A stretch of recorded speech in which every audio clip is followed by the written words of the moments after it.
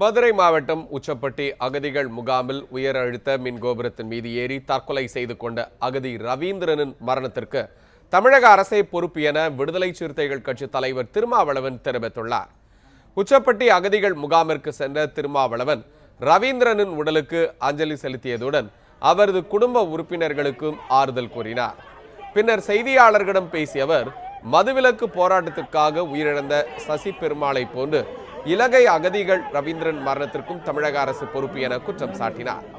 தமிழகத்தில் உள்ள இலங்கை அகதிகள் முகாம்கள் அனைத்தும் திறந்தவெளி சிறைச்சாலைகளை போன்றே செயல்படுவதாகவும் திருமாவளவன் குற்றம் சாட்டினார்.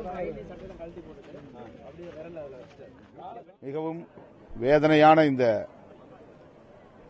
சம்பவத்திற்கு தமிழக அரசு முழுமையாக பொறுப்பேற்க வேண்டும். அவருடைய குடும்பத்திற்கு உடனடியாக 25 லட்சம் ரூபாய் இழப்பீடு வழங்க வேண்டும். 4 பெண் பிள்ளைகள், 2 ஆண்கள், எல்லாம் சிறுவர்கள். 1-2 பேருக்கு திருமணம் ஆகியிருக்கிறது. அந்த குடும்பம் இன்றைக்கு நடுத்தெருவிலே நிற்கிற நிலை ஏற்பட்டிருக்கிறது.